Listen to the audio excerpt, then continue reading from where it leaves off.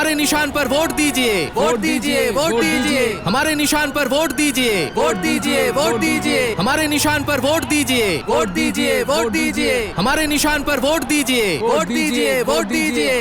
Please please जाने दीजिए, ये एम्बुलेंस को जाने दीजिए प्लीज, या फिर जरा रोड क्लियर कर दीजिए वरना बहुत देर हो जाएगी प्लीज। अरे अरे अरे, हट जाओ सब, हट जाओ। अरे एम्बुलेंस को जाने दो एम्बुलेंस को।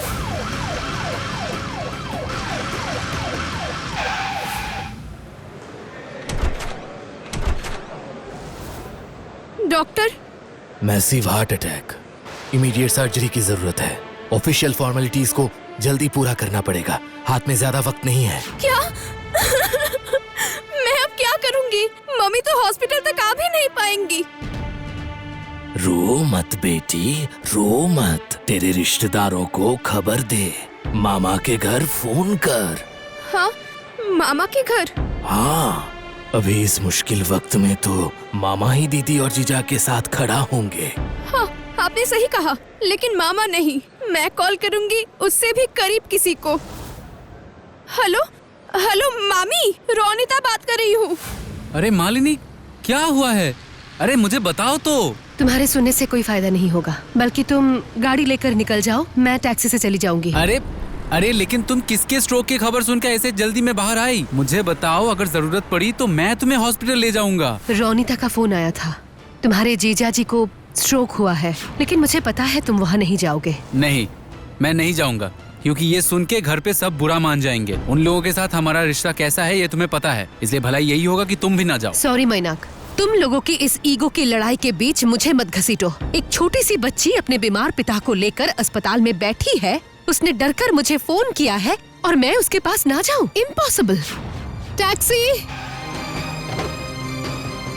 City hospital.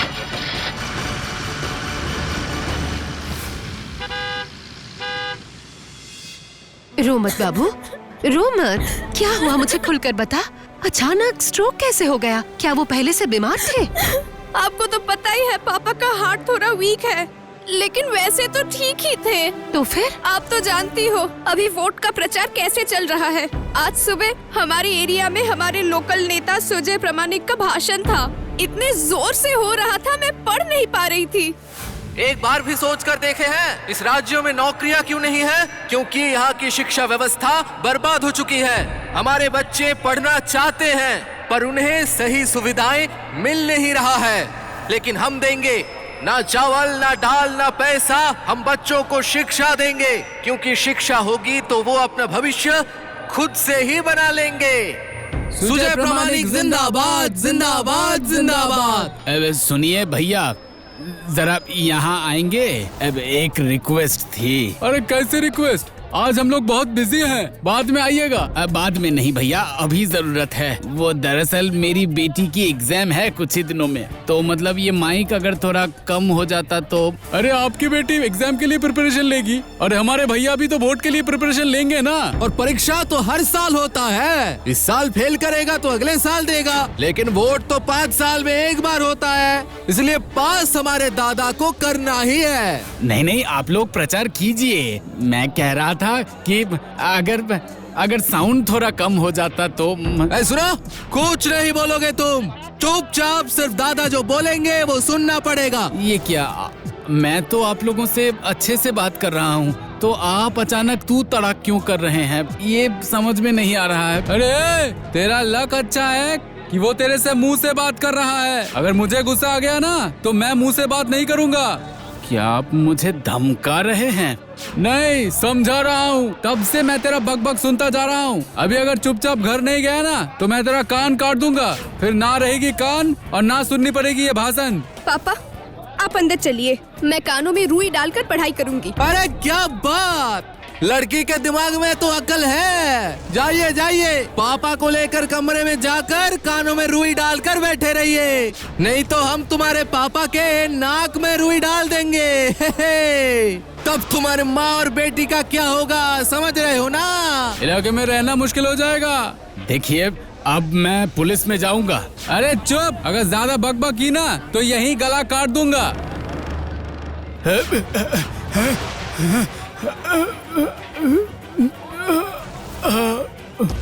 पापा, उस सुजय प्रामाणिक के डर से बस बासु अंकल को छोड़कर पूरे एरिया में कोई भी मेरी मदद करने के लिए नहीं आए। मम्मी के पैर में फ्रैक्चर है, वो उठ नहीं पा रही है 1 हफ्ते से। मैं बहुत डर गई थी मामी, इसीलिए आपको फोन किया। बहुत अच्छा किया तूने। जरूरत पड़ने पर मुझे फोन नहीं करेगी तो और किसे करेगी? रविलाल गुप्ता की पेशेंट पार्टी कौन है? हाँ, हम हैं। मैं इसकी गार्जियन हूँ। बोलिए। असल में उनका एक मेजर सर्जरी हुआ है। इसके बाद और भी कुछ मेडिकल प्रोसीजर्स है, लेकिन अब तक जो भी बिल हुआ है उसका एटलीस्ट 70% अगर पे ना किया जाए तो फर्दर प्रोसीजर नहीं कर सकते। ऐसा कोई नियम है क्या? ये हमारे नर्सिंग होम के रूल्स हैं मैम। एडमिट करने से पहले पेशेंट पार्टी रूल बुक देखकर फॉर्मेलिटीज पूरी करने के बाद एडमिट करती है। ओह, समझ गई। तो अब तक आप लोगों का कितना बिल हुआ है? ये रही आपकी अप टू डेट बिल। ये बच्ची इतनी देर से सब कुछ कर रही है, इसीलिए मैं खुद ऑफिस से लेकर आई। Thank you. 3 लाख रुपए? 3 लाख? हमारे घर पे तो 30,000 रुपए भी नहीं है मामी। पापा के ये हॉस्पिटल बिल्स हम कैसे चुकाएंगे? तू क्यों चुकाएगी? बिल तो देंगे तुम्हारे जनहितैषी नेता सुजय प्रामाणिक, जिनके चुनाव प्रचार के अत्याचार की वजह से आज ये मुसीबत आई है। मगर क्या वो देंगे? देना तो उन्हें होगा ही। बोलिए मैडम, क्या हेल्प चाहिए आपको? हेल्प तो चाहिए, पर मेरी नहीं, आपके ही ब्लॉक के एक वोटर को। मेरे ब्लॉक के वोटर को? हाँ। बताइए बताइए। मेरा वोटर मुझे वोट देगा, मुझे तो हेल्प करना ही पड़ेगा। बताइए क्या समस्या है? अब समस्या अगर आपकी वजह से हुई है तो? अरे आप कहना क्या चाहते हैं भाभी? हाँ, क्या नाम शराब बके जा रही है? सुनिए, ज्यादा मुंह चलाएंगे ना।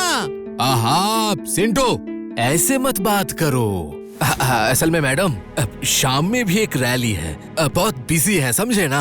अब इसीलिए लड़के थोड़ा चार्ज अप हो गया है। अब समझ रहे हैं ना? वो तो समझ ही आ रहा है। और इस जरूरत से ज्यादा चार्ज्ड अप रहने वाले आपके लड़कों की वजह से आज आपके ही ब्लॉक के वोटर रविलाल गुप्ता को अस्पताल के बेड में लेटना पड़ रहा है। अरे देखो, ये सच है क्या? Very sorry madam, very sorry. और सिंटू, टोटोन, कभी कभी तुम लोग हद से ज्यादा चले जाते हो। बाद में एक दिन समय निकाल के रविलाल बाबू को सॉरी बोल कर आना। सॉरी सुजय जी, मैं आपकी सॉरी सुनने के लिए यहाँ नहीं आई हूँ। मैं मदद यानी अस्पताल के बिल की बात कर रही हूँ। रविलाल जी के अस्पताल का बिल अब तक 3 लाख रुपए हो चुका है। उन्हें अभी कुछ दिन और भर्ती रहना पड़ेगा, तो बिल शायद थोड़ा और बढ़ेगा। उसे आप पे कर दीजिएगा प्लीज। मतलब उनके अस्पताल की बिल मैं क्यों पे करूँगा? क्यों पे करेंगे? क्योंकि आपने मंच पर खड़े होकर बड़े बड़े दावों के साथ अपने ब्लॉक के हर एक वोटर की मदद करने का वादा किया है। आपने कहा था कि किसी भी मुसीबत या जरूरत में आप उनके साथ खड़े रहेंगे। अरे छोड़िए ना। आप भी ना। वो सब मंच की बातें क्या असल जिंदगी में होती है? फिल्म में तो शाहरुख खान भी मंत्री बनता है, इसका मतलब क्या वो सच में मंत्री है? हाँ, एक्टिंग करता है, एक्टिंग।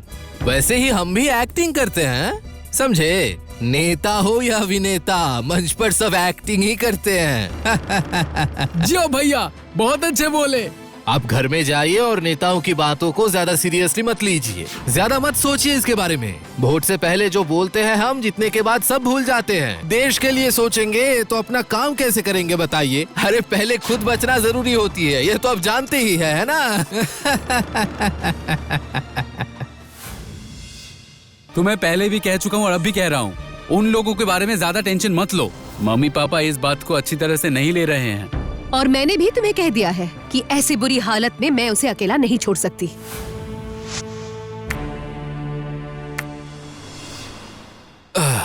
आज का रैली सक्सेसफुल है। आप टेंशन मत लीजिए, एक भी वोट बाहर नहीं अब ये कौन है? ऑडियो मैसेज भेजा है।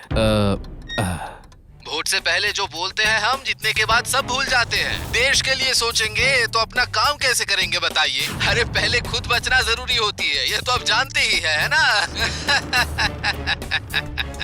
बदमाश औरत मेरे घर में आकर मुझे ही डरा रही है।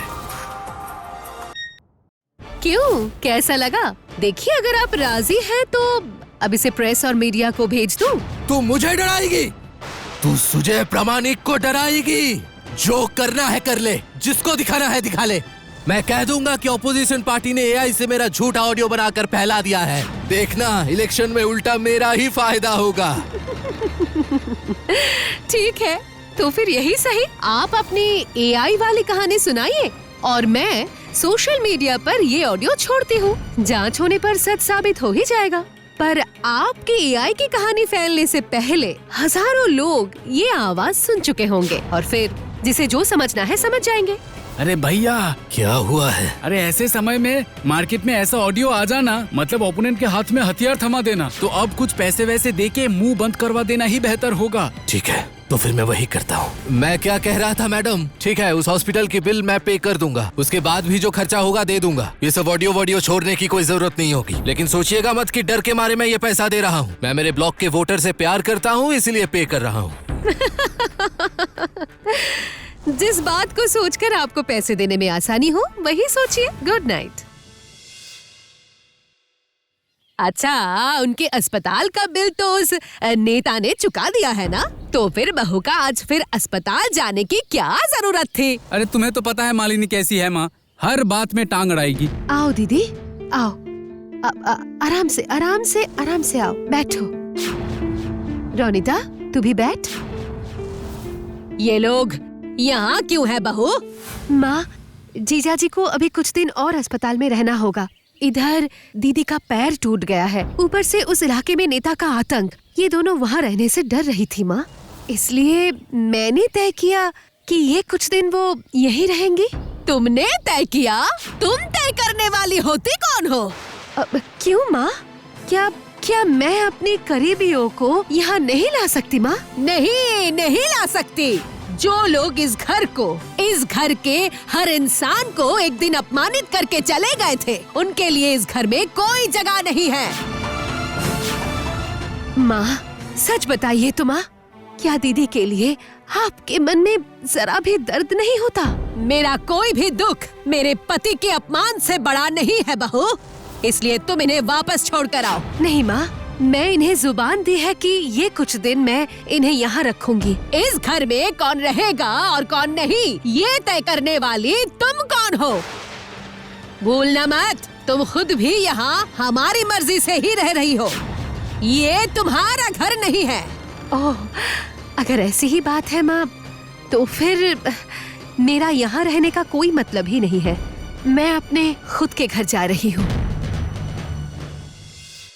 अब इसीलिए शायद सब कहते हैं कि लड़कियों का मायका ही उनका असली घर है। Unknown number. हेलो, कौन बोल रहा है? मालिनी भाभी की दिलचस्प कहानियों के लिए एनिमेट्रिक्स हिंदी को सब्सक्राइब करें और बेल आइकन प्रेस करना मत भूलिए।